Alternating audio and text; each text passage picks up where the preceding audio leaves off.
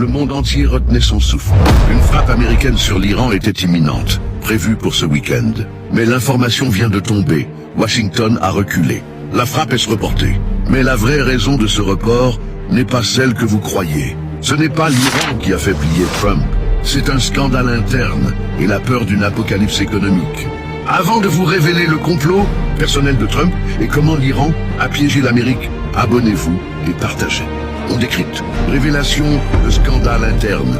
Trump, le vendeur de pétrole. La frappe a été suspendue à cause de division profonde au sommet de l'appareil américain. Une vidéo virale de Trump, jeune refait surface. Il y déclare vouloir envahir l'Iran pour son pétrole. Ce n'est pas une politique étrangère, c'est une vendetta personnelle qui guide ses décisions.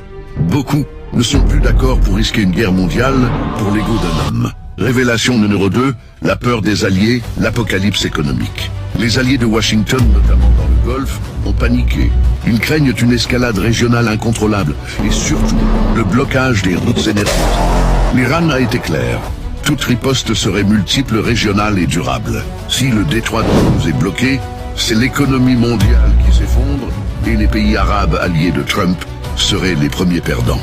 Ils ont dit non à la guerre. Révélation numéro 3. La dissuasion iranienne, le piège parfait. L'Iran ne bluffe pas. Sa dissuasion est crédible. Il a clairement fait savoir qu'une frappe ne resterait pas sans réponse. Et cette réponse serait dévastatrice. L'Amérique a compris que l'Iran n'est pas le Venezuela.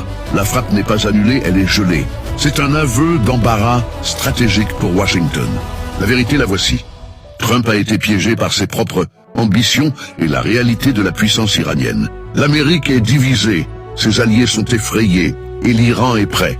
Le monde a évité de justesse une guerre, non pas grâce à la sagesse de Trump, mais à la résistance interne et à la menace crédible de Téhéran. La question n'est plus « Trump va-t-il frapper l'Iran ?»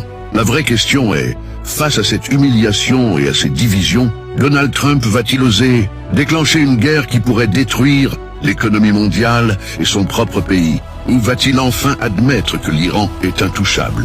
Restez connectés. Le compte à rebours continue.